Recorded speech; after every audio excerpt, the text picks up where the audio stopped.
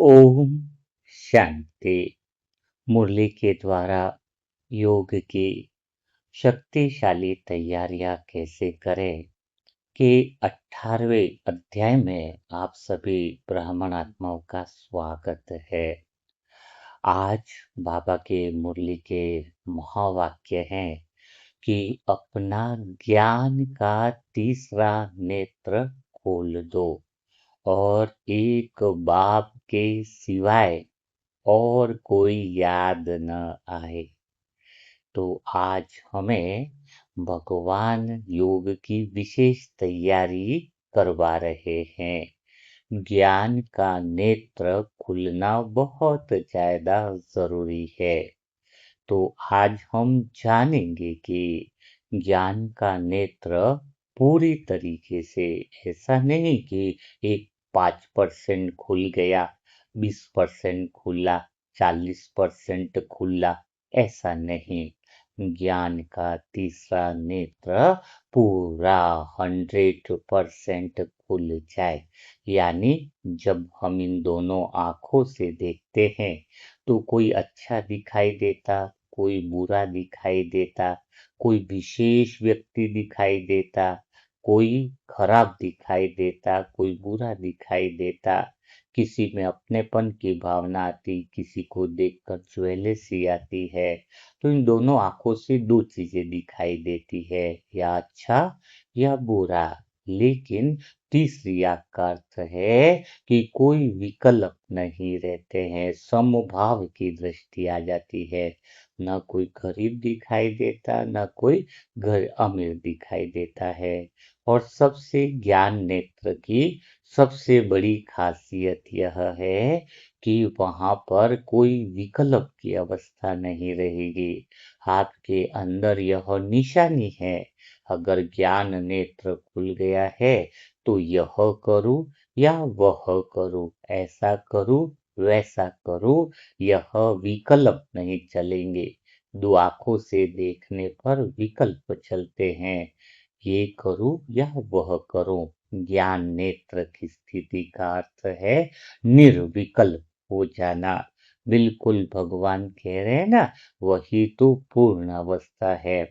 तो सबसे पहले ज्ञान नेत्र पूरी तरीके से खुले, उसकी पहली जो सीढ़ी है वह है स्वदर्शन चक्र को जानना। 84 जन्मों की कहानी को जानना।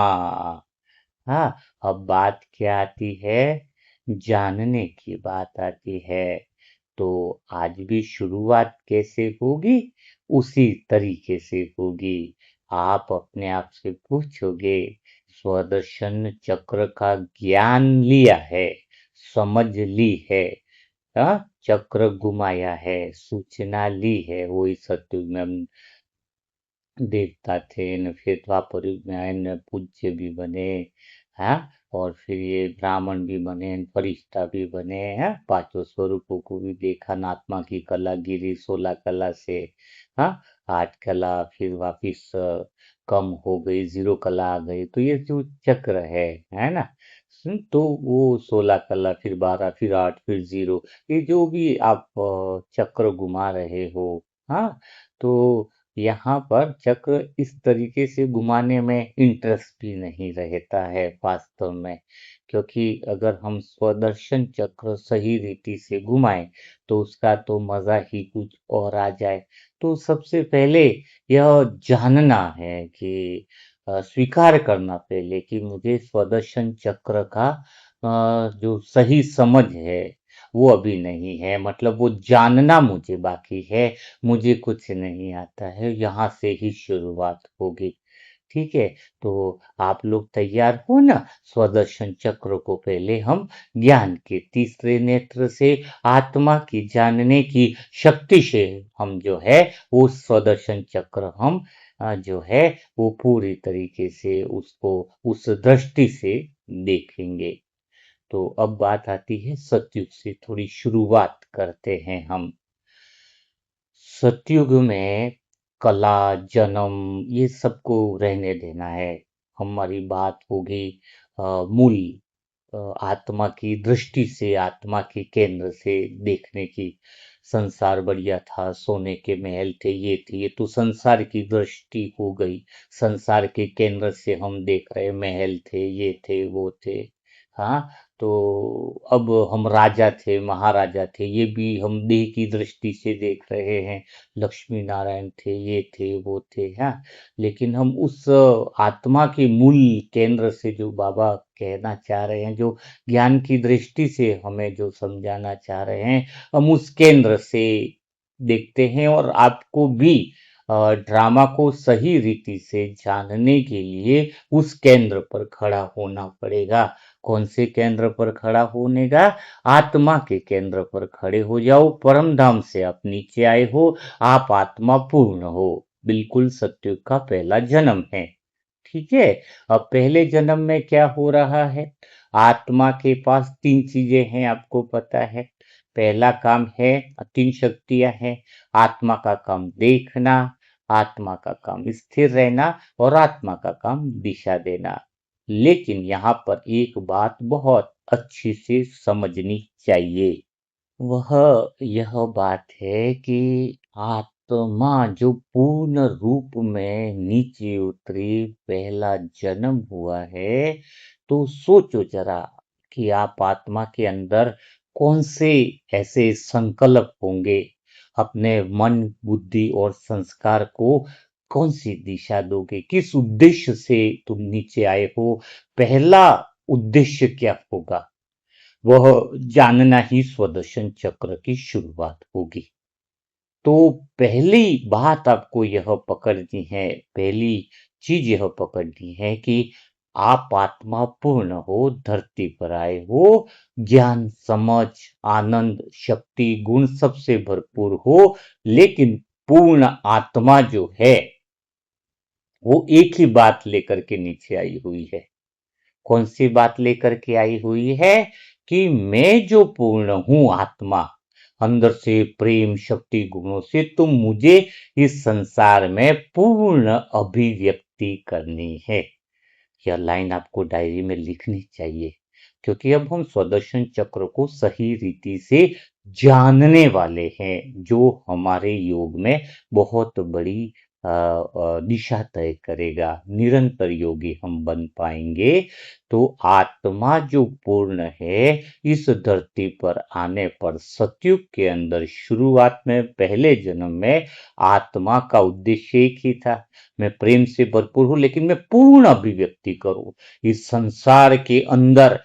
संबंधों में इतना दृश्य देखूं, पूर्ण प्रेम फैलाऊं, थोड़ा थोड़ा नहीं। हाँ, थोड़ा थोड़ा नहीं, पूर्ण है तो पूरा ही फन, पूरा ही अभिव्यक्ति करेगा ना। कोई आत्मा में बहुत संगीत भरा है, अलग अलग तरह के संगीत भरे पड़े हैं। हाँ, क्लासिकल संगीत, दूसरे संगीत, सब तरह के, तो वो क्या करेगा? अलग अलग संगीत को फैलाएगा, बोलेगा, अभिव्यक्त करते हुए देखेगा, और बोलेगा ये भी संगीत है, इसको भी अभिव्यक्त करो, ये संगीत है, इसको भी अभिव्यक्त करो। चार लोगों को सुनाए तो 500 लोगों को भी सुनाओ। हाँ, अभिव्यक्ति मतलब, अभिव्यक्ति खुद के अंदर ऑलरेडी है, उसी की अभिव्यक्ति करने की जो है आत्मा आई इस धरती पर है, कि मैं पूर्ण हूं। जैसे एक बीज होता है, बीज बीज तो बीज ही है, लेकिन बीज से पेड़ निकला, पेड़ से पेड़ की अभिव्यक्ति हुई, तना सब आया, फिर डाली आई, डालियों की अभिव्यक्ति हुई, फूल खिले, फल खिले, तो सब कुछ घना सा पेड़ हो गया। तो बीज की पूर्णतया अभिव्यक्ति हो गई, कि पेड़ भी हुआ, फल भी आए, तने भी हुए, सब कुछ हुआ, पूर्णतया अभिव्यक्ति हो गई। तो अब जो है सतयुग से आत्मा अपने गुणों की पूर्णतया अभिव्यक्ति को देखने के लिए, उन अनुभवों को देखने के लिए इस संसार में आई, और उसी अनुसार काम शुरू कर दिया। उसके लिए मन जो है, मन, बुद्धि और संस्कार जो थे, तो मन को एक तो आत्मा की स्थिरता मिली, आत्मा की दिशा कौन सी मिली? कि मेरे सारे गुणों को, प्रेम को इतना बहा दो इस संसार में, रिश्तों में बस प्रेम ही प्रेम रहे, प्रकृति में इतना प्रेम बहा दो कि बस पेड़ों, टहनियों, फल फूल सब में प्रेम की धारा बह जाए। चारों तरफ शांति इतनी फैला दो कि पूरे ब्रह्मांड में बस शांति ही शांति लगे, सुकून ही सुकून लगे, चंद्रमा इतना शीतल हो जाए, सब कुछ। तभी तो सूर्य की गर्मी भी गर्मी नहीं होती। वहां पे मौसम भी हमारे अनुसार होता है। तो मौसम हमारे अनुसार इसलिए होते हैं क्योंकि आत्मा की वो धाराएं जो है पूर्ण अभिव्यक्ति की जबरदस्त तरीके से बाहर आती है, और मन पूरी तरीके से आत्मा से दिशा लेता है कि अभी कहां कहां गुण फैलाने हैं, किस तरफ गुण फैलाने हैं। अच्छा प्रकृति में फैलाने, अच्छा संबंधों में फैलाने, अच्छा जो राज्य है उसमें फैलाने, साम्राज्य में फैलाने, बस मन जो है वो दिशा लेता है। लेकिन साथ में यहां पर बात समझनी होगी, मन जो है वो आत्मा से स्थिरता का भी गुण लेता है। आत्मा को देखता है स्थिर है, तो वही गुण मन में आते हैं। मन में 1% भी डर नहीं रहता है कि स्थिरता का अर्थ क्या होता है। स्थिरता का अर्थ होता है स्टेबिलिटी, है ना, स्थिर हो गया कोई तो स्थिर है। स्थिर है मतलब कोई इसे हिला ना सके, अंगद के पाव की तरह। तो सत्युग में मन जो है, जो आत्मा के 3 गुण है, तो एक तो दिशा लेने का काम हो गया पूर्णतया अभिव्यक्ति के लिए, और पूर्णतया अभिव्यक्ति के लिए वो स्थिर, स्थिरता का अर्थ है कि मन में शरीर का डर जाना, मृत्यु का भी भय सत्युग में नहीं होता है। मन आत्मा से स्थिरता लेता है ना, तो ऑलरेडी पता है हम तो अजर है, अमर है, अविनाशी। वो स्थिरता जो है वो मन को सदा मिली रहती है आत्मा से। 1% भी मन हलचल में नहीं आता तो कितना सुकून रहता होगा। सोचो आज जो मन इतना परेशान है, लेकिन मन इतना स्थिर रहता है सत्युग त्रेता युग में। हाँ। और जहां तक देखने की बात है तो आत्मा देखती है पूरी तरीके से, और मन को यह पता है कि आत्मा मुझे कैसे देख रही है। मन क्या देखता है, आत्मा मुझे कैसे देख रही है, तो आत्मा मन को देखती है पूर्णता की दृष्टि से। कौन सी दृष्टि से देखती है, तू भी पूर्ण ही है। कितनी जबरदस्त, इस बात को आपको बहुत अच्छे से अंडरलाइन करना चाहिए, एक शब्द मिस मत करना, ध्यान से सुनना, एकांत में सुनना। तो 3 चीजें हो गई, आत्मा मन को देखती है पूर्णता की दृष्टि से, तो मन एकदम मजे में रहता है, मैं भी पूर्ण ही हूं, और मजा आ जाता है। और दिशा भी आत्मा से मिलती है, कहाँ का प्रेम शांति फैलानी है, और स्थिरता आत्मा की वजह से मिलती है, तो वो पूर्णता स्थिर रहता है, जरा भी डर भय संकोच वो सब नहीं रहता है। अब क्या होता है, थोड़ा सा हम स्वदर्शन चक्र से आगे की तरफ बढ़ते हैं। आत्मा की जो मूल इच्छा थी, इच्छा मन अभिव्यक्ति की इच्छा तो है ही नहीं, क्योंकि उसको तो कुछ पाना ही नहीं है। हाँ, खाली वो तो अपने पूर्णता पूर्ण हूं उसको पता है। अब सतयुग और त्रेता युग में इतनी पूर्णता की अभिव्यक्ति होती है, और त्रेता युग में ऊपर से भी आत्माएं आती है, इतनी पूर्णता अभिव्यक्ति होती है कि चारों तरफ 2500 साल तक हम फुल जो है वो आत्मा है वो पूरे गुणों का आनंद लेती है, हर गुण का, पवित्रता का, शांति का, चारों तरफ प्रकृति में भी प्योरिटी रहती है, संबंधों में पवित्रता का वो दृश्य देखती है, संबंधों का नाटक देखने के लिए आती है, संबंधों का नाच देखने के लिए आ रही है आत्मा इस धरती पर, वो पूरी तरीके से होता है। लेकिन अब थोड़ी गड़बड़ शुरू हो जाती है। गड़बड़ कौन सी शुरू हो जाती है, वो थोड़ा सा यहाँ पर हमें समझने की बात है। गड़बड़ होती है मन के द्वारा। मन बाहर के दृश्यों को निरंतर देखता रहता है, प्रेम की धारा देखता है, शांति की धाराएं देखता है, लेकिन धीरे धीरे मन जो है वह आत्मा को देखना बंद करता है, कम कर देता है। ये जो माया की भूल है ना, वो एकदम से नहीं होती है, धीरे धीरे होती है। मन रमा हुआ है, दृश्य देख रहा है। और आपको एक बात देखी ना, सत्युग में वजीर नहीं होता है। वजीर नहीं होता, इसका अर्थ क्या है कि कोई राय लेने की जरूरत ही नहीं ना।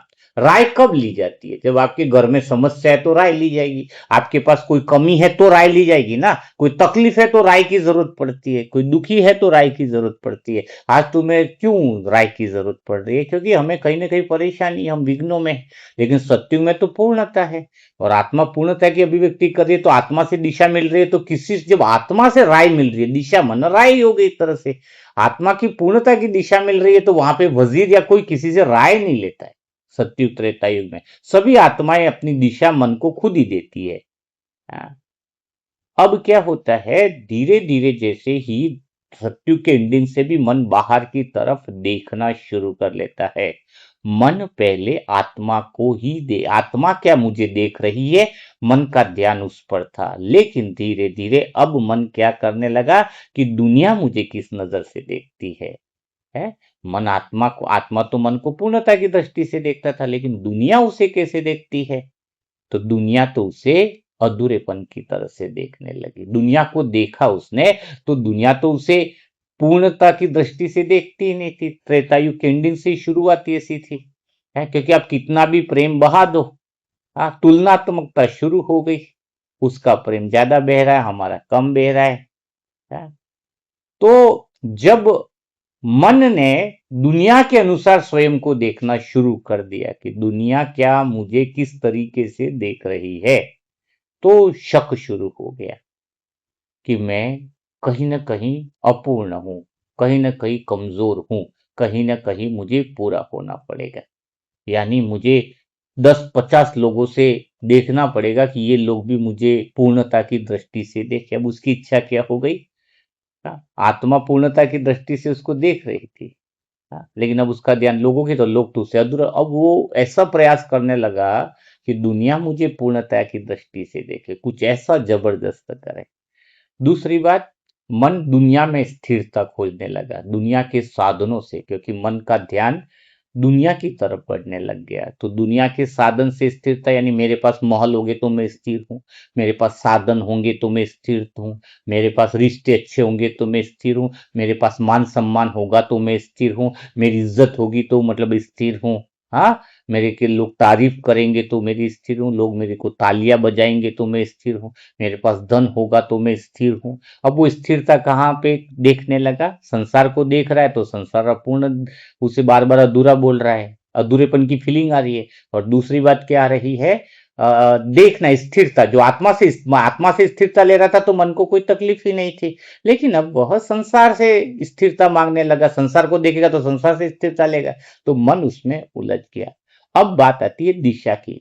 पहले मन आत्मा से दिशा ले रहा था, लेकिन द्वापर त्रेतायुग के अंत के बाद से फिर वो लोगों की राय लेने लग गया। लोग उसको सलाह देने लगे कि भाई तेरी बेटी है, उधर शादी कराएगा तो तू स्थिर रहेगा। हाँ, तेरे ये धन ऐसा तू ले आएगा तो तेरी लाइफ सिक्योर हो जाएगी। तो मतलब पॉलिसी करा देगा तो तेरा लाइफ बहुत जबरदस्त हो जाएगा। ऐसे राय बहादुर मिले हैं द्वापर युग से। उस राज्य पर हमला कर देगा तो तेरा स्टेटस बढ़ जाएगा। हाँ? दिशा किससे ले रहा है आज मन? मन अस्थिर क्यों हो रहा है? दुनिया को देखकर। क्योंकि और अपूर्णता या अधूरापन क्यों मान रहा है मन? क्योंकि दुनिया उसे कह रही है तू परफेक्ट नहीं है, तेरे अंदर कुछ तो कमी। कोई आज दुनिया में परफेक्ट आदमी दिखता है क्या किसी को? हाँ? कोई दिखता है क्या? हाँ? तो ये जो सारी बातें हैं, थोड़ा सा आप समझ पाओगे जो बात कहने जा रहे हैं या समझ रहे हैं। तो सतयुग और त्रेता युग में आत्मा के पूर्ण गुणों की अभिव्यक्ति हुई, लेकिन एक दिक्कत हुई। जैसे कि अगर सूर्य आईने में अपना फोटो देखे, आईने में बराबर देखता रहे, तो सूर्य खुद को देख नहीं पा रहा है। हाँ, खुद को बस उसको आदत होगी आईने में अपने आप को देखने की। अब तो वो मजे ले रहा है, यार मैं कितना सुंदर हूं, मैं मजे में हूं, मैं अच्छा हूं। उस आईने में ही सूर्य बराबर देखता जा रहा है, कई सालों से देखता जा रहा है। अब उसको आईने पर भी भरोसा हो गया कि आईने में जैसा दिख रहा हूं वैसा ही तो मैं हूं। समझ में आए ना? अब क्या हुआ, अगर उस आईने और सूर्य के बीच में एक पर्दा आ जाए तो क्या होगा? हाँ, तो सूर्य को शक हो गया, मैं दिख क्यों नहीं रहा उसमें, कहीं मैं हूं भी या नहीं। कहीं मैं दिख नहीं रहा हूं तो उसको, सूर्य को क्या शक हो जाए कि मैं हूं या नहीं। हाँ, दिख नहीं रहा है, अभिव्यक्ति नहीं हो रही है ना उसकी, तो मैं हूं भी या नहीं। मेरे अंदर गुण भी है या नहीं, प्रेम भी है या नहीं, शांति भी है या नहीं। हाँ, अब क्या हुआ? वही स्थिति आत्मा की होती है। आत्मा का सत्य स्वरूप कहीं जाता नहीं है। अगर जाएगा तो फिर वो कैसे? बाबा क्यों कहता है कि तुम्हें स्मृति दिलाता हूं? तो तुम थे तभी तो स्मृति दिला रहे हो, तुम होते ही नहीं, तुम्हारे अस्तित्व में सत्यता है तभी तो दिला रहे हैं। तो जैसे बीच में पर्दा आ जाता है ना, वैसे ही आत्मा सतयुग और त्रेता युग में मन रूपी दर्पण में स्वयं को देखती थी। कैसे देखती थी कि प्रेम फैल रहा है तो स्वयं को देख रही है, आनंद फैल रहा है तो देख रही है, अपनी पूर्णतया अभिव्यक्ति देख रही है। लेकिन त्रेता युग से धीरे धीरे करके कुछ अलग दिखाई देने लगा दर्पण में, क्योंकि मन क्या करने लगा, बाहर के दृश्य को देखकर परिणाम अलग दिखाई देने लगा। मन टेंशन में दिखाई देने लगा, मन बाहर की स्थिरता को पकड़ रहा था तो मन खुद भी अस्थिर दिखने लगा। मन बाहर की दिशा ले रहा था तो मन खुद अधूरा दिखाई देने लगा। तो आत्मा को स्वयं की तस्वीर मन रूपी दर्पण में दिखाई देना बंद हो गई, क्योंकि वो पर्दा आ गया। मन संसार के अनुसार काम करने लगा, दृश्यों को इंपॉर्टेंस देने लगा, संसार को इंपॉर्टेंस देने लगा, उसका दृष्टिकोण बदलने लगा, उसमें अज्ञानता का बीज पड़ गया। तो आत्मा का मूल जो अभिव्यक्ति थी वो मन में दिखाई नहीं देने लगी, मन रूपी। तो आत्मा को तो फिर लगेगा ना कि भाई मैं खुद दिखाई नहीं दे रहा हूं, संसार में आया था मैं खुद को दिखाने के लिए। जो जो खुद के गुणों को प्रकट करने के लिए, जो अपने गीत बजाने आया था, वहां पे तो हारमोनियम की जगह अलग ही ढोल बज रहे हैं। तो वो सोचेगा मेरा हारमोनियम बज क्यों नहीं रहा है। उसका प्रेम बाहर जा क्यों नहीं रहा है, क्योंकि वो पर्दा आ गया बीच में, और वो मन जो है वो बाहर से संसार के अनुसार चलने लग गया। तो संसार की चीजें उसके आईने में दिखाई देने लगी ना, संसार का अधूरापन, संसार की परेशानियां, संसार के दुख जो है। और वो जो आत्मा अनुभव देखने आई थी अपने खुद को, सत्य त्रेता युग तो बढ़िया चला है, लेकिन द्वापर युग से क्या दिखाई दिया। जो संबंधों में प्रेम देखना चाहिए था, वो द्वापर युग से दिखाई क्या दिया, दो बहुओं की लड़ाई। आत्मा क्या देख रही है मन रूपी दर्पण में, दो बहुओं की लड़ाई। खुद तो भूल ही गई ना, क्योंकि खुद दिखाई नहीं दे रहा है, अंदर कुछ भी पर्दा आ गया। जैसे आईने के आगे पर्दा आ जाए और सूर्य सोचे कि मैं हूं ही नहीं, तो क्योंकि वो दिख ही नहीं रहा, तो आत्मा दिख ही नहीं रही ना खुद की। हाँ, पहचान सब कुछ बदल गया ना, यही तो भ्रम है। तो मन रूपी दर्पण में द्वापर युग से क्या क्या तुम्हारा मन दिखा रहा है, यही तो सच्चा स्वदर्शन चक्र है। मन द्वापर युग से हमारा भागा धन के पीछे, क्यों भागा, क्योंकि मन को क्या लगा, मन तीन चीजें हैं मन को चलाने के लिए, ये तीन तीन चीजों को आप नोट कर लो। मन तीन चीजों से चलता है, मन को तीन ही चीजें चाहिए। मन को स्थिरता चाहिए, मन उस अनुसार चलता है कि उसे कौन किस दृष्टि से देख रहा है, देखे बिना नहीं चलेगा, उसी अनुसार एक्टिविटी करता है। मन को जैसा देख रहा है कोई, उसी अनुसार रूप धारण कर लेता है, इसलिए मन का रूप कुछ पता नहीं चलता है ना। चक्कर ये है, तो मन का देखना, किस अनुसार कोई देख रहा है, और फिर मन का है स्थिर रहना चाहता है, बाहर की दुनिया जैसे चाहती है तो वो स्थिर तो रहना चाहेगा, उसका है ही, है ना। तो स्थिर रहना, दिशा देना, है, यह बात जो है, आपको देखना, स्थिर रहना और दिशा देना। अब मन इन तीनों चीजों को बाहर के कंट्रोल में आ गया मन। दुनिया के अनुसार स्थिर, दुनिया में के अनुसार वो स्थिरता चाहता है कि आत्मा कहती है मैं शांत हूं, मन क्या कहता है दुनिया में परिस्थिति शांत हो तो मैं मानूं मैं शांत हूं, और आत्मा क्या कहती, तू शांत है तो बाहर सब कुछ ठीक ही है। आत्मा का क्या था, तुम शांत हो तो बाहर भी शांति ही है। मन क्या कहता, बाहर परिस्थितियां ठीक हो तो मैं शांत हूं, बाहर के लफड़े, मन को बोले तुम धनवान है, नहीं मन, बाहर से धन आए तो मैं धनवान मानूं। आत्मा कह रही है तू धनवान मान ले, तू पूर्ण है तो बाहर धन शक्ति संपदा सब कुछ पूर्ण है। अब मन चल रहा है उल्टा।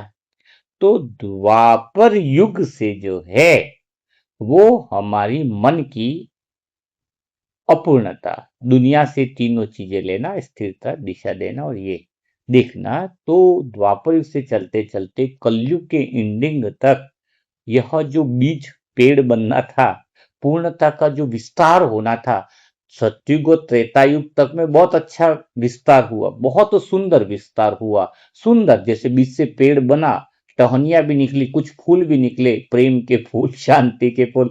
लेकिन द्वापर युग से उस पेड़ के, पेड़ तो बड़ा, अब तो आगे के फूल निकलेंगे ना विस्तार में, आगे के जो फूल निकले हैं उस पेड़ में द्वापर युग और कलयुग में, वो बड़े दुख देने वाले कांटे वाले फूल निकले। द्वापर युग से कलयुग में इतना विस्तार हुआ कि जो आत्मा पूर्णता का विस्तार करने आई थी तो उसने देखा ये तो मैं प्रेम का विस्तार करने आई थी, तो प्रेम तो मोह में बदल गया। आत्मा के अंदर गुणों शक्तियों का वो विस्तार करने आई थी तो शक्ति तो अहंकार में बदल गई। सब बदला हुआ ही तो रूप है, प्रेम मोह में बदला, तभी तो विकार जन्म हुए ना, क्रोध आने लगा, प्रेम में मोह, ये मेरा है, मेरा, ये मेरा है तो ही मैं पूर्ण हूं। तभी तो ये विकार सारे शुरू हुए। लोभ से विकार शुरू हुए, क्रोध से विकार हुआ। क्रोध क्यों आया? क्योंकि स्थिरता मन चाहता था। बाहर से धन है, उसकी कुछ चीज ले लेगा तो उसे लगेगा मैं अधूरा हो जाऊंगा। वो मन की स्थिरता तो दुनिया के साधनों पे टिकी रह गई ना, तो वो अस्थिरता आ गई। तो प्रॉब्लम शुरू हो गई, समस्या शुरू हो गई। तो अब बात यहां पर आती है कि जो बीच का पेड़ अभी हमारा बना है, तो उसके ऊपर की लास्ट विस्तार देखो। अपने बीच का पेड़ कलयुग के अंत समय तक आपके पेड़ की टहनियों के ऊपर जो फल लगे वो कैसे है? हर एक फल ये कह रहा है मैं अधूरा हूँ। हर एक फल ये कह रहा है कि मेरे रिश्ते ठीक नहीं है, भाई ऐसा वो ऐसा, न बहन ऐसी न पड़ोसी ऐसा। वही फल, पहले वाले फल बढ़िया थे, सत्य को रहता ही था, प्रेम शांति आनंद के थे। हाँ, लेकिन जब से मन मन मालिक बन गया, मन मन संसार को देखने लग गया, मन में वो अज्ञानता आई, तो वो फल सारे इतने बदबू वाले निकले हैं कि अपने को देखकर ही ऐसा लगे कि क्या हो गया। लेकिन एक बात आती है, एक्चुअल में ड्रामा भले पतन का कहो, सत्युग से लगाकर या अभी तक पतन हुए, पतन नहीं है, पूर्णता का विस्तार है। आत्मा की पूर्णता का विस्तार है। त्रेता युग तक बढ़िया विस्तार हुआ, इसके बाद द्वापर युग और कलयुग तक मन की अपूर्णता का विस्तार हुआ, मन के अधूरेपन की विस्तार हुआ। एक ही ड्रामा में टर्निंग पॉइंट आता है, मन जो है अस्थिर हो जाना। दुनिया को देखकर, और अस्थिरता की शुरुआत होती है अधूरेपन से। तो द्वापर युग से कलयुग तक जो ड्रामा हम देखते हैं, उसमें एक ही बीज मन जो अपने पेड़ बनाया, मन ने जो विस्तार किया है। आत्मा विस्तार कर रही थी तो कोई प्रॉब्लम ही नहीं थी, बहुत सुंदर था 2,500 साल तक। लेकिन मन ने जो विस्तार, मन के द्वारा विस्तार हो गया, ये अधूरेपन का, हाँ, पूरा पेड़। तो अब बाबा क्या याद दिला रहे हैं? है तो मूल बीज ही ना, चाहे वो विस्तार कहीं से भी निकला है, निकला तो उस बीज में ही है ना। अब मन ने गलती कर दी, तो बीज का अस्तित्व तो खत्म नहीं हुआ ना, पेड़ कितना भी हो गया। तो अब वापस स्मृति भगवान दिला रहे हैं कि तुझे जो मन रूपी आईने में देख रहा है, भले तू नहीं दिख रहा है, इसका मतलब तू नहीं, ऐसा नहीं है। आईने में सूर्य नहीं दिखा तो सूर्य को बोले कि तू नहीं, ऐसा नहीं है। ये पर्दा आ गया है जिससे तुम देख नहीं पा रहे हो स्वयं को, लेकिन तुम तो मौजूद ही हो। तो अब हमें मन को किधर मोड़ना होगा? मन वापिस आत्मा की स्थिरता को देखे तो वो खुद स्थिर हो जाएगा। मन जब आत्मा की दिशा लेगा तो पूर्णतया प्रेम जो है वो देने लगेगा। मन आत्मा की तरफ देखेगा तो आत्मा मन को कैसे देखती है? तू भाई पूर्ण ही है, तू अधूरा नहीं है। हाँ, तो दिशा भी वही बढ़िया मिलेगी, स्थिरता भी वही मिलेगी, और यही योग की शुरुआत है। तो आपको समझ में आया योग की शुरुआत का अर्थ क्या समझ में आया? कि योग में हम क्या कर रहे हैं, हमारा उद्देश्य क्या है? कि मेरा मन जो है अब आत्मा की तरफ देखे, और आत्मा अपने मन को पूर्णता की नजर से देखे, अधूरेपन की दृष्टि से न देखे। अगर तुम्हारे अंदर अभी भी कोई कमी लग रही है, इसका अर्थ है कि तुम संसार को देख रहे हो। अगर तुम्हारे अंदर अभी भी मन में भीतर में डर है, तो एक बात पक्की समझ लो, तुम अभी भी संसार को देख रहे हो। तुम्हारे अंदर अभी भी लोगों की राय की जरूरत है। ये बात बहुत अंडरलाइन की जरूरत होनी चाहिए तुम्हें। लोगों की राय बिल्कुल लेना बंद कर दो। लोगों की राय ली तो समझ लो वो राय बहादुर तुम्हें डुबा देंगे, डुबा देंगे। या तो निमित्त आत्मा की राय पूछो। मन को निमित्त आत्माओं की राय नहीं लगेगी अच्छी, क्योंकि मन अभी बाहर की दुनिया में राय लेना, बाहर से स्थिरता चाहता है। निमित्त आत्मा तो कहेगी कि सहयोग करो, पुण्य बढ़ा दो। मन कहेगा काय को बढ़ाऊं, धन तो हमारा संसार में जरूरी है, नहीं तो मैं अस्थिर हो जाऊं। मैं आपको खुले दिल की बातें बताता हूँ। मन बोलेगा मैं तो इधर लगाऊंगा तो मैं तो अस्थिर हो जाऊंगा। अरे भाई, तुम इधर स्थिर हो गए पुण्य कर्मों में, तो बाहर की स्थिरता तो तुम्हारी स्वतः ही है। इसका लॉजिक समझ लीजिए, इसका कारण समझो मेरे प्यारे भाई बहनों। जो भी तुमने, मैं क्यों बोलता हूं, जो भी इस समय द्वापर युग से लगाकर मन, चलो स्थिरता की बात करता हूं, आपने, आपका मन जिन जिन बातों के लिए समझकर स्थिरता मान रहा है इस समय, जैसे आप समझते हो कि मेरे दो चार ये रिश्ते बहुत अच्छे हैं, ये इसकी वजह से मैं स्थिर हूँ, हर समय मेरे को साथ देते हैं, तो अब वो रिश्ते छूटने वाले हैं। ये बात पक्की कर लो। किसका पत्नी खराब है, किसका यूं लगता है, तो सब बढ़िया बात है भाई, कम से कम भरोसे तो नहीं बैठे हैं। रिश्तों में कोई झगड़ा भी कर रहा है, कोई दिक्कत नहीं है ना। कम से कम हम भगवान की तरफ, मन तो लग रहा है कि हम स्थिरता भगवान की तरफ से ढूंढ रहे हैं। और अभी जो मन जिन जिन बातों को लेकर स्थिरता, संसार से तुम्हें लग रहा है कि थोड़ा मेरा बैंक बैलेंस है, मैं स्थिर हो जाऊं। मैं आज आपको लिख लो, कागज में लिख लो, अगर लिखना चाहो, ये बात भगवान की है। जो इस समय यह भावना रखता है कि मेरे लाखों का बैलेंस है और मैं स्थिर हूं, वह लाखों का बैलेंस समय आने से पहले आपको हिला देगा। और जिसने धन को सही उपयोग में लगा दिया, और उसका बैलेंस अभी कम हो भले, लेकिन समय आने पर वह सहयोगी बन जाएगा। कहते हैं ना कि समय आएगा तो 50 करोड़ की भी जरूरत है तो आ जाएगी, और अगर उसका यूज नहीं लिखा है ड्रामा अनुसार, तो 2 दिन बाद जरूरत है उसके पहले निकल जाएगा आपका। क्योंकि तुम स्थिरता बाहर ढूंढ रहे हो। जो आत्मा स्थिरता है, पूर्णतया है, उससे स्थिरता ले ली तो दुनिया की स्थिरता की क्या जरूरत है? जरा सोचो तो सही। मन अगर आत्मा से स्थिरता ले ले तो जीवन मृत्यु से पार चला जाता है। अरे, ये स्थिरता छोड़ो, मौत का डर खत्म हो जाता है। यहाँ तो पल पल भर, अच्छा तुम धन से स्थिर हो जाओगे तो मृत्यु से कैसे बचोगे? थोड़ा सा कहीं दर्द शुरू हुआ, डर शुरू हो जाएगा, डॉक्टर की रिपोर्ट आने से पहले अंदर से ऊपर नीचे हो जाएगा, क्या रिपोर्ट आने वाली है, क्या आने वाली है। कितने लोग डरे हुए हैं बाहर, अभी बताएं कितने लोग सुसाइड कर रहे हैं। जो सक्सेसफुल है वो सुसाइड कर रहे हैं, क्योंकि वो इतना कुछ होने के बाद भी स्थिर नहीं हो पाए। सोचो जरा, इतना धन लेने वाला जो व्यक्ति, जो करोड़पति, उसको नींद नहीं आ रही, तो धन कहाँ स्थिर कर रहा है? तो अभी तुम जिन जिन बातों को, आज लिस्ट बनाओ, जिन जिन बातों को लेकर तुम स्थिर समझ रहे हो अपने आप को, मेरे इससे रिलेशन अच्छे है तो स्थिर हूं, ये अच्छे है तो स्थिर हूं, मेरे वो अच्छे है तो मैं स्थिर हूं, मेरे वो है तो स्थिर हूं, वो सारे साधन, बाबा ने कहा, बाबा के महावाक्य हैं कि सारे सहारे तुम्हारे छूट जाएंगे, एक भी सहारा नहीं बचेगा तुम्हारा। जिसको दुनिया से स्थिरता ले रहे हो, ये बात तुम समझ लो, ये बात पक्की कर लो। और वो लोग, हाँ, वो जो संबंध में स्थिरता बन रहे हो ना, जिसकी वजह से तुम्हें बहुत गहरे संबंधों पर जो विश्वास बता रहे हो ना तुम, ये मेरे बहुत प्यारे संबंध है, ये तो मुझे कभी धोखा दे ही नहीं सकते, सबसे बड़ा ड्रामा में रहस्य खुलेगा आपको, क्योंकि झटके आपको बहुत लगेंगे। जो ज्ञानी आत्मा है, जो आत्मा से जानने वाली शक्ति वाली आत्मा, उसको नहीं लगेगा झटका। उसको पहले से पता है, वो तैयार है।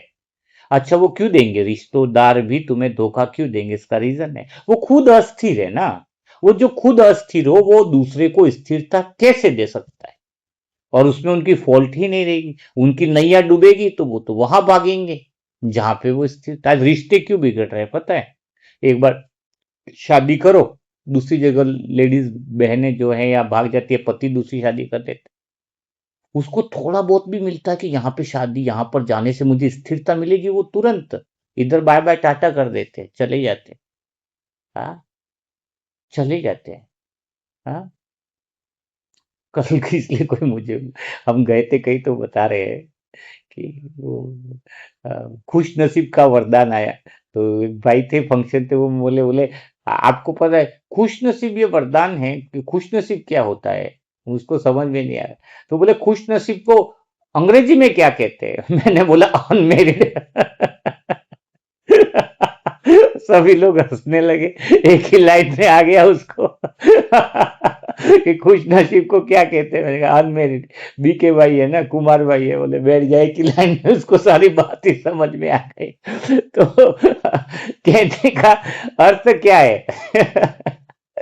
तो वरदान है, अपने अनुसार अर्थ तो निकाले। अपन तो आत्मा के जानने की शक्ति से अलग एंगल से अपन तो देखते हैं ना हर बात का, जो उम्मीद नहीं होती है।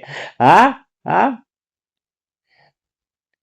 तो बात यहाँ पर ये आती है, ये तो चलो ठीक है, बात हो गई।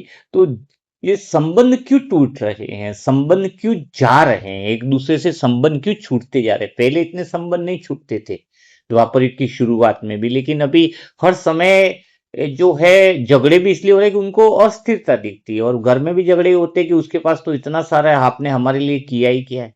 वो बोलेगा लो भाई इतना पैसा किया, बोले इतने से क्या होगा, थोड़ा और दो तो स्थिर हो, थोड़ा और दो तो बोले नहीं नहीं वो इतने से भी कुछ नहीं होने वाला है, तुम तो अपना किडनी भी बेच के लाके दो मुझे, तब जाके हम स्थिर होंगे। अरे इसलिए कहा गया कि अगर हम अपने चमड़े का जूता भी बना के दे देंगे इस कल्लू की आत्मा को, तो वो कभी ये नहीं कहेंगे कि आपने हमारे लिए बहुत कुछ कर दिया और हम स्थिर हो गए, वो नहीं बोलेंगे। एक दिन बोल भी देंगे, फिर 6 दिन बाद फिर वही भाषा शुरू हो जाएगी। हाँ, क्योंकि वो स्थिरता जो है वो दुनिया के साधनों में ढूंढ रहे हैं। और जो दोस्त हैं हमारे लौकिक में, बच्चे हैं या भाई बहन है, वो सब राय भी कहाँ ले रहे हैं, उनका संग कहाँ पर है। हाँ, संग कहाँ पर है, वो मतलब राय किधर से ले रहे हैं। जो राय देखो, किसी इंसान को अगर तुम्हें पहचानना है कि वो कितनी डेप्थ में है, कितना गहराई में है या कौन सी है, तो आप पहले ये देख लो कि उस पर किसकी बातों का प्रभाव है, संसार में किसकी बातों का, कौन से दोस्तों का प्रभाव है, किसके साथ उठता बैठता है, तो आपको पता चलेगा कि उसकी स्थिति क्या होगी, ऑटोमेटिक पता चलेगा, है ना। तो ऐसे संबंध जो उसको आप बहुत ज्यादा अटूट मान रहे हो, वही माया के रूप में सामने आएंगे और वही तो दुख दुख दिखाएंगे, आपको भटकाएंगे, क्योंकि आपके अंदर एक ही बात होगी, मैंने इसके लिए पूरी जान न्यौछावर कर दी। अंत में लोग पछताएंगे, क्या पता इसी बात में लिए पछताएंगे कि तुम जिन संबंध में स्थिरता देख रहे तो, और जिस जगह तुमने धन वगैरह सारे खर्च कर दिए, और जब असली रूप सामने आएगा तब तुम्हें लगेगा कि मेरे को भगवान सामने आने पर भी मुझे जो करना चाहिए था वो मैंने नहीं किया, और जिसने नहीं किया इस करते ज्ञान का नेत्र नहीं खुला। सोचो। अच्छा, संसार में नहीं करने की बात नहीं कह रहा हूं मैं आपको, रिश्ते नाते हैं उसमें करो, लेकिन लिमिट से ज्यादा नहीं। जो जरूरतें हैं उनकी, ऐश आराम शौक उसमें तुम कर रहे हो, उनको और फंसा रहे हो, आप स्थिर नहीं कर रहे हो, उनको और अस्थिर कर रहे हो ना, पाप कर्म बढ़ रहे हैं ना। समझो बात क्या कह रहा हूं। हम सोचेंगे, ये तो यही तो भ्रम है मन का, आ, कि इसको कुछ कर देंगे तो ये स्थिर हो जाएगा, वो स्थिर नहीं होगा। वो और ज्यादा अस्थिर हो रहा है ना। संस्कार और ज्ञान की जरूरत है, वाइब्रेशन की जरूरत है, दिशा देना, स्थिरता, ये जो बातें बताई जा रही है आपको, तो अब ये समझना होगा तुम्हें।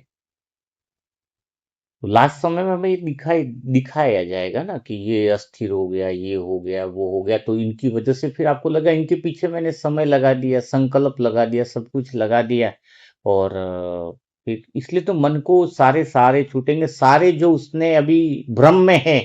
तो एक तो ज्ञान से तुम समझ लो, या फिर समय के थपेड़े ऐसे आएंगे जो तुम्हें ऑटोमेटिक छूटेंगे ना। जो आज तुम्हें मोह लग रहा है, जो तुम्हें आज साधनों की कीमतें ज्यादा तुम्हें वो सब लेके, वो सब कुछ छूटेगा, तुम्हें सब कुछ छूटेगा। जो जिसका मन जो जो भ्रम में पड़ा हुआ है, जहां जहां पे फंसा हुआ है, वहां से उसका भ्रम टूटेगा। और दुनिया में सारी अखबार की खबरें भ्रम टूटने में ही है। माँ बेटे का भ्रम हो गया, तो माँ बेटे के साथ क्या हो रहा, बेटा माँ को मारा, ये सी स्थिति अभी कलयुग के अंतिम समय तक आ गई है, क्योंकि वो बाहर ढूंढ रहा है। तो चलो यहां तक जो है वो आपको बात जो है वह समझ में आ गई होगी। तो अब करना क्या है, संगम युग में हम आ गए हैं, और बाबा ने स्पष्ट क्या कहा है जो तुम्हारा पूर्णता का जो झाड़ था वो जड़ जड़ीभूत हो गया है। और इस शब्द को बहुत अच्छे से समझना चाहिए। हाँ, इसको डिटेल में तो कभी लेंगे, लेकिन जड़ जड़ीभूत यानी इतना जड़ जड़ीभूत हो गया, रिश्ते जड़ जड़ीभूत हो गए, कभी भी झड़ जाएंगे। सभी चीजें दुनिया ही जड़ जड़ीभूत हो गई, तो रिश्तों की तो छोड़ो, मकान की तो छोड़ो, तुम बोलो मेरा मकान बढ़िया रहे, मकान की तो छोड़ो, भगवान ने कहा है ये संसार ही जड़ जड़ीभूत हो गई है। हाँ, ये संसार ही पूरा जड़ जड़ीभूत हो गया है, और हमारी आंखें क्यों नहीं खुल रही है। टीचर हमें वो ज्ञान के नेत्र से समझा रहा है कि सब कुछ जड़ जड़ीभूत हो गया है, शरीर जड़ जड़ीभूत हो गया, रिश्ते जड़ जड़ीभूत हो गए, और हमें उसमें ही अपनी भी मन लग रहा है, बुद्धि लग रही है। तो हमें अपनी मूर्खता को देखना ही पड़ेगा। यही स्वदर्शन चक्र है। अगर तुम स्वदर्शन चक्र में तुम्हें, अगर हमें अपनी मूर्खता नहीं दिखाई दी, तो स्वदर्शन चक्र हम वो जो सत्युग में देवता थे हम ये थे, द्वापर युग में ये थे, द्वापर युग में पूज्य थे, संगम में ब्राह्मण फरिश्ता बन के पूरा हो गया, वो स्वदर्शन चक्र हुआ ही नहीं। सुदर्शन चक्र तो असली यह है कि जहां हमारी मूर्खता दिखे तो असली सुदर्शन चक्र शुरू होगा और पूरा होगा। हाँ तो दिख रही है ना हमारी मूर्खता, हम बिल्कुल स्पष्ट दिल में उतर जाए बात कि मन, मेरे को जब पहली बार बहुत गहराई से देखा तो समझ में आया कि तब से मैंने डिसीजन लिया, नया नेत्र खुला कि मेरा मन बिल्कुल बाहर से स्थिरता नहीं चाहेगा। 1 रुपया ने मुझे स्टेशन पे भी सोना पड़ा, आपने देखा ना मेरी स्थिति क्या क्या हुई लेकिन मेरे को दुनिया से स्थिरता चाहिए ही नहीं थी।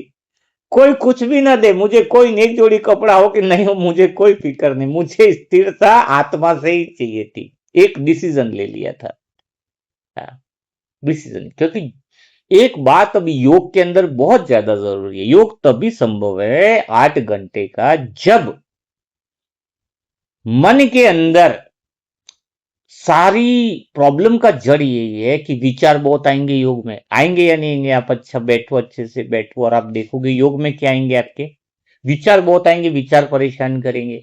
अब योगी लोग तो बहुत ऊपर से सिखा देंगे, मन के विचार आएंगे तो ठीक है भाई, बादलों को देखने तो शुरुआत में आपको ज्ञान दिया देखता है, पर बादलों को कब तक देखते रहे, कब तक देखते रहे, हम खुद को देखना है तो बादलों को कब तक देखते रहेंगे। तो मन में जो विचार आ रहे हैं उसको रोकने का एक ही तरीका है, ओनली वन फार्मूला। बाकी कोई आपके मोटिवेशनल वीडियो काम नहीं आएंगे, यूट्यूब के वो कोई श्वास विधि काम नहीं आएगी, कोई विधियां काम नहीं आएंगी, तुम्हारे मन के विचार क्यों नहीं काम आएंगी। प्रैक्टिकली समझो ना, मन के अंदर जब ये फीलिंग है कि मैं अधूरा हूं तो कोई दुनिया का योग, श्वास लेना श्वास बाहर निकालना कोई विधि काम नहीं आएगी, क्योंकि श्वास लेने और बाहर लेने से मन स्थिर नहीं होगा ना। मन तो दुनिया को देख रहा है, उसको तो धन चाहिए, मन को तो अच्छे रिश्ते चाहिए हैं, रिश्ते हैं तो स्थिरता मांगता है ना, रिश्तों में ढूंढ रहा है वो तो। और दिशा भी बाहर की ले रहा है और उसी वजह से मेहनत कर रहा है मन, अंधी दौड़ है मन की जो कभी पूर्ण नहीं होने वाली, ये है दशराश की अंधी दौड़। और अपने नीचे की पीढ़ी को भी यही सिखा रहे हम। तो पहला योग करना है तो मैं मन के अधूरेपन की मैं कमी है मेरे अंदर वह दूर हो जाए। और वो दूर कैसे होगी, इस बात को नोट करो, इस बात को ही नोट करना ही सच्चे योग की शुरुआत है। और इस बात को हमें यह समझना होगा कि आत्मा अपनी दृष्टि से देखे, किस दृष्टि से देखे, आत्मा अपनी दृष्टि से देखे, कैसे देखे, मन को कि मन पूर्ण है। अब मन पूर्ण, तुम्हारे मन में अभी क्या अधूरापन चल रहा है, अभी आपके मन में 4-5 तरह के अधूरेपन चल रहे हैं। आप खाली बाहर से अधूरे नहीं हो, आप कहते हो मेरी सेवा अधूरी है, अभी आपको लगता है ना मुझे कुछ कर दिखाना चाहिए, सेवा करनी है, सेवा करनी है, तो भी आपका योग नहीं लगेगा, नहीं लगेगा आपका। एक बात थोड़ा सा समझो, यहां पर जहां तक आ गए, एक व्यक्ति मंदिर के अंदर बहुत आध्यात्मिक है, सुबह झाड़ू पोछा कर लेता, सुबह उठ करके पूरे मंदिर को धोना, वो एक भी दिन नियम नहीं तोड़ता, और 1 घंटे तक आरती करता है मंदिर में, 2-4 घंटे भजन करता है वो, ठीक है, उसकी प्रक्रिया चल रही है आध्यात्मिकता, बहुत सालों से कर, एक भी दिन नियम भंग नहीं कर रहा है। एक दिन क्या होता है, रात को मतलब बैठा है, पूरी चीजें उसकी विधि विधान रहती है, सफाई करना, भजन करना, दिया जलाना, हाँ दिया भी तो जलाना है, लेकिन भगवान सामने प्रकट हो जाते एक दिन, भगवान सामने आ गए। अब ये बताओ, भगवान जब सामने आ गए तो क्या वो आरती करने बैठेगा, क्या वो मंदिर की सफाई करेगा, क्या वो भजन कीर्तन करेगा, कुछ जरूरत है क्या। वो तो उन चीजों से पार हो गया ना, भजन करना, कीर्तन करना, वो सफाई करना या वो करना, वो तो उससे पार, भगवान ही सामने आ गया, उसको उसको देखेगा, उसको देखेगा ना, वो तो उसके साथ बातें करेगा ना वो। तो अभी भगवान ही सामने आ गया तुम्हारे, तो कौन सी विधियां बची तुम्हारी, हाँ कौन सा पुरुषार्थ बचा तुम्हारा। अभी बोलते मुझे पुरुषार्थ करना है, अरे पुरुषार्थ तो तुम्हारा हो गया, तभी तो भगवान सामने मिला है। अब बोले मुझे और भजन करने मन भाग रहा और पुरुषार्थ करना है, रुको रुको, अरे कब तुम्हारा पुरुषार्थ पूरा होगा। सुबह शाम रात को एक ही बात लगा रखी है, पुरुषार्थ करना है, पुरुषार्थ करना है। अरे पुरुषार्थ क्या करना है? भगवान सामने खड़ा है, वो भगवान सामने खड़ा है, और वो अगर बोले भगवान तुम रुको मैं मंदिर की सफाई करके आता हूं, भगवान तुम रुको मैं भजन के ताल मंजीरे लेकर के आता हूं, तो वो तो मूर्ख हुआ ना। पुरुषार्थ तब करना था जब भगवान नहीं मिले। अब तो भगवान मिल गए, और पुरुषार्थ तो वो आत्माएं कर रही हैं जिन्होंने सत्य को जाना नहीं, भगवान को पहचाना नहीं। तुम तो मनसा सेवा ग्रुप की वो महारथी आत्मा हो जिसने भगवान को जान लिया है, सत्य को पहचान लिया कि तुम पूर्ण हो। अब कोई पुरुषार्थ की जरूरत नहीं है। ये तो ज्ञान की बात है, यह समझ की, आत्मा की दृष्टि से जानने की। क्योंकि अगर तुम बोलते हो कि पुरुषार्थ करना बाकी है, बहुत कुछ करना, बहुत कुछ करना, बहुत कुछ करना है, तो क्या होगा? तो क्या होगा? तुम्हारा योग कभी भी नहीं लग सकता, क्योंकि बाकी है वहां पर विचारों की भरमार दौड़ेगी। जहां पर बाकी शब्द बोला आपने, वहां पर क्या दौड़ेगा? वहां पर विचारों की भरमार दौड़ेगी। सोचो जरा, अब बताओ, तो फिर बाकी कैसे बोलेंगे कि मैं बाकी हूं? हाँ? आज से तुम्हें संकल्प होगा, पहली बात मन की पूर्णता की, कि मेरा पुरुषार्थ तो पूरा हुआ है, कोई बाकी नहीं है। अब क्या होगा जरा समझना होगा। जब तुम कहोगे, जब तुम्हारा ये भाव होगा, आत्मा की दृष्टि से मन को देख रहा है, आत्मा जान रही है, मन में पुरुषार्थ कोई बाकी नहीं है, मन पूर्ण है, उसके बाद जो पुरुषार्थ होगा वो स्वतः ही होगा।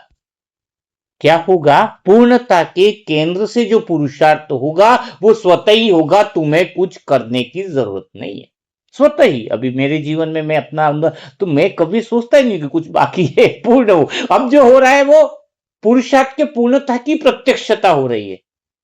जो भी भूखे जा रही है, जो भी कुछ हो रहा है, वो स्वतः ही हो रहा है। अगर हमें पुरुषार्थ करना है तो बोझ बन जाएगा, हम ऑलरेडी टेंशन में, डिप्रेशन में आ जाएंगे। ऑलरेडी दुनिया के टेंशन ऑलरेडी 10 रहते हैं, ऊपर से एक टेंशन और। दुनिया के 10 काम तो और थे ही, घर के लोन की किस्तें भरो, उसका नौकरी नहीं लगा, उसका ये वो 10 टेंशन और ऊपर से एक टेंशन और। कौन सी? कि पुरुषार्थ भी करो तो और तनाव बढ़ जाएगा कि नहीं बढ़ जाएगा? सोचो। अगर तुम बैठे हो ये पुरुषार्थ करने, और तुम्हें लगे कि अभी और, अरे भाई घर के भी काम करने, पहले बर्तन मारने, भोजन बनाना है, और ऊपर से और पुरुषार्थ भी करना है, तो हम यहाँ मजे लेने के लिए आए या तकलीफ झेलने के लिए आए? अभी एक ही बात है, मुझे कुछ नहीं करना है, भजन कीर्तन दिया बत्ती सब छूटा, भगवान मिल गए, तो पुरुषार्थ तो छूटा। छूटा इसलिए तुम पूर्ण हो, और पूर्णता के केंद्र से जो होगा, जो आनंद प्रकट होगा, जो जो शांति प्रकट होगी, वही पुरुषार्थ है। यानी तुम्हारी स्थिति सत्युग वाली हो रही है। तुम आत्मा पूर्णता हो, मन को भी पूर्ण देख रहे हो, और वहां से जो पुरुषार्थ हो रहा है, यानी वापिस वो प्रेम की अभिव्यक्ति हो रही है, वापिस शांति की अभिव्यक्ति हो रही है, वापिस जो आनंद की अभिव्यक्ति हो रही है, वही पुरुषार्थ है। और कुछ भी पुरुषार्थ करना ही नहीं है। आप पूर्ण मान लो कि मुझे कोई पुरुषार्थ नहीं करना, और करना ही क्या है अभी? जब तुम दुनिया से स्थिरता नहीं ले रहे, दुनिया से दिशा नहीं ले रहे, दुनिया से राय नहीं ले रहे हो, तो पुरुषार्थ किस बात का करना है? तो तुम पुरुषार्थ की कमी है मेरे अंदर, वो समझना, वो भ्रम को तोड़ना ही योग है। अब बताओ, योग में मजा आएगा कि नहीं आएगा? हाँ ना, अभी तो योग कर ही नहीं रहे, हम तो पूर्व तैयारियां कर रहे। अब बात आ रही सेवा की। ज्यादातर भाई बहने, एक तो जगह में गया था 4 दिन पहले, अभी देखो दौड़ ही बाकी चलती रहती है, बहुत सेवा करनी है, बहुत सेवा बाकी है, बहुत सेवा बाकी है। जिसके भी मन में यह ख्याल है कि मेरे बहुत ज्यादा सेवा बाकी है, सेवा बाकी, बहुत सेवा करनी है, बहुत से भगवान को प्रत्यक्ष करना है, उसको प्रत्यक्ष करना है, बहुत सेवा करनी है, ये करनी है, उसका योग कभी नहीं लग सकता, कभी भी नहीं लग सकता।